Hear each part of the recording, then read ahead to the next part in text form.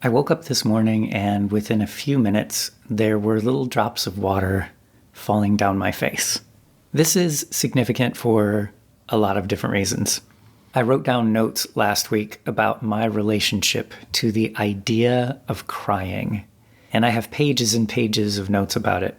I didn't put it together.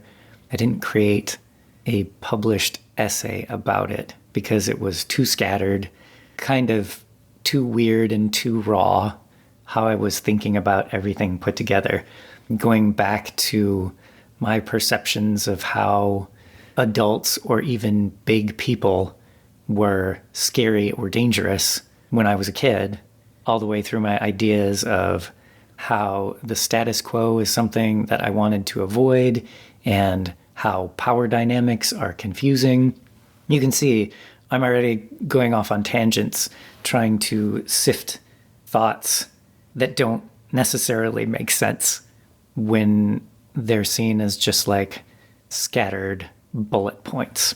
But it was all this big thought process about crying and moving through therapy. My sort of narrow emotional spectrum is something that came up pretty regularly. And my therapist was not pushy about it at all. And I did not push the topic from my side either. Today is Thursday, which means in my sequence of things that I want to write about or talk about, it's Minimal Travel Thursday. The idea of the shortest distance between 2 points being a straight line, or in another kind of unpublished thing that I wrote, the shortest distance between 2 points being a parallel universe, which is a topic that I take very seriously, but it's hard to write about in a way that doesn't feel like I'm poking fun at the idea, because I believe it. But again, trying to express that belief in a way that seems practical, rational, or usable outside of the space between my two ears is questionable. But last week, I had tears in my eyes for the first time in a specific way that I had previously not considered an option. Tears of release or relief, and it has to do with this connection between Americans and Chinese citizens. There's a story going around about Li Hua, and the story is intense and very emotional. And if you go look to what people are saying about Li Hua and the letters that Li Hua sent and the letters that Li Hua is just now starting to get back, oh my gosh. Dozens of stories just that I've scrolled through. And the backstory is that a lot of Chinese citizens wrote letters to foreign pen pals in the name of Li Hua, and they never got anything back. It was just an exercise for them as part of some of their exams that they had to write letters to this foreign pen pal, but the foreign pen pal never wrote back. However, this recent connection between the two international communities is that when Americans found out that Li Hua had been sending all of these letters, they decided to write back. And there are people crying, so emotional, like happy tears that someone finally wrote letters back to Li Hua. So as I'm watching these stories, I am tearing up because now in my life, tearing up is an option. And so that's opening that emotional spectrum back up.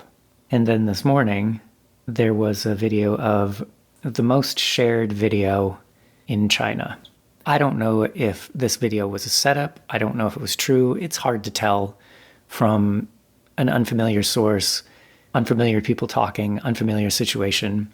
And it felt a little bit like a marketing setup by the end. There was some product placement and some things like that. But the emotions behind this short exchange between the cameraman, the person whose video it was, and the subject of the video, which was this woman who was selling food at a stall.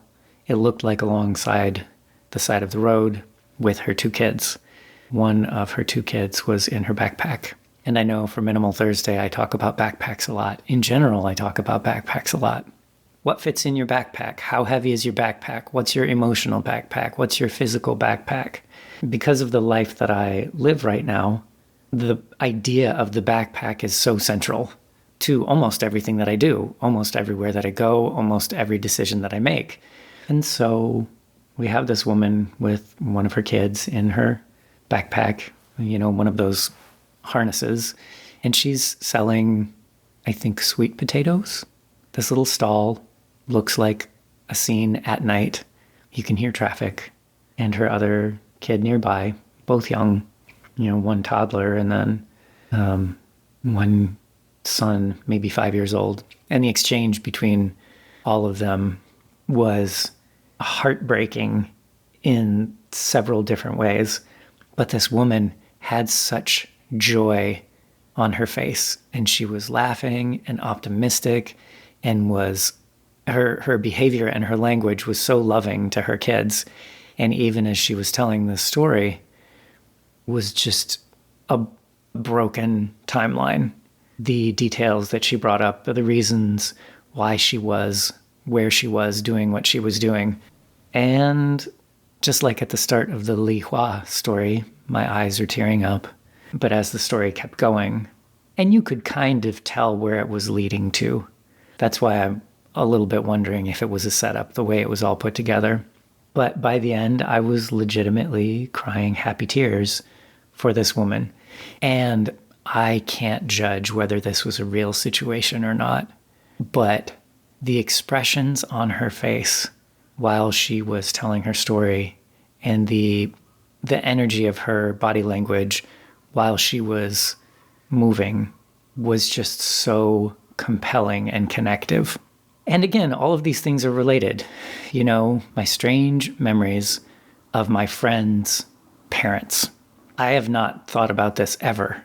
My memories of my friends' parents saying things like, "Stop crying or I'll give you something to cry about," and variations on that theme made me, from a very young age, consider that crying very much was a sign of weakness, something to be punished, something to be avoided at all costs. And it wasn't even necessarily a guy or a girl thing. Just when a kid was crying, "Stop crying or I'll give you something to cry about." And I don't know whose voice that is that I hear, but apparently that has made such a deep indent on my brain that I have carried it with me my whole life. And that's very odd to think about as a 43-year-old man. That something about that voice, something about that theme made me distrust the idea of crying for a reason. And so now, with this Li Hua letter writing campaign, with this shared video, it feels like my emotional backpack is getting lighter. And that's where all of this kind of comes together. Minimal travel means that you have to travel light. And that means the physical backpack on your back. And I've seen footage of soldiers with backpacks. And I've seen videos of refugees with backpacks. And I've seen videos of the people escaping the LA fires with backpacks. And you see school children with backpacks carrying what they're supposed to have, what they need, the limitations. I went to the store the other day and I couldn't buy everything that I wanted to because it didn't fit in my backpack. So much of this backpack theme right now, but the physical backpack and the emotional backpack. And I want both of them to be as light as possible. And so experiencing these media presentations of situations that are allowing me to cry, happy tears, relieved tears, tears of progress and of success and overcoming challenges, it's all part of the same minimal travel journey. And it's a lot to process, but it's healthy processing. And so if you have emotional baggage from some event from your childhood, I also heard something interesting. I have often run into theories about trauma. You know, you were traumatized in this, you're feeling trauma about that. But in my head, there's always been two kinds of trauma. There's big T trauma and there's little t trauma. Big T trauma is things like physical abuse or car accidents or criminal activities, right? So big T trauma is in the realm of criminal or life-changing situations on a big physical or emotional level, like real abuse, real damage, real isn't the right word, significant physical damage or significant emotional damage. But little t trauma, to me, is things that have happened that have affected you. A statement that someone made that hurt your feelings, but still goes on to affect the rest of your life. And there's a sense that little t trauma doesn't matter as much as big T trauma because you didn't end up in the hospital with little t trauma. But those distinctions, I had to make them, but they didn't necessarily sit right. And so I ran across someone's presentation of this idea of the situations that can affect you as a child that aren't big T trauma, and they called them priors, Priors, priors. So now I can make the distinction between trauma, which I used to call big T trauma, and priors. So both trauma and priors affect you moving through life. And in your formative years, trauma and priors create the context and the subconscious context and the limiting beliefs that you put yourself in your emotional backpack as an adult. And so unpacking all of these things, it's important to have the language. So now some of these things that I'm thinking about, like stop crying or I'll give you something to cry about, that's not big T trauma, but that's definitely a prior, right? And so I'm scanning through situations, especially in elementary school years, that could have kind of informed the way I live as an adult. And as I'm scanning through my history, thinking about situations that I've been in and decisions that I've made now as an adult, I can say, well, that was weird. Yeah, that was weird. That one was weird too. Sometimes my actions and behaviors, sometimes the actions and behaviors of others. And it all creates this system of priors that ended up just sitting so heavy on my heart before I started that 500-day project 3 years ago. And the 500-day project was, I'm like, I am so unhappy. I am so physically and emotionally sick feeling all the time. I have a great job. You know, I don't have a lot of friends, but I have okay relationships. My connections with my family are fine. But I'm just so, like, I feel like I'm in the deepest, darkest black ocean ever. Even with a good job, even with a house that I owned, but something wasn't right.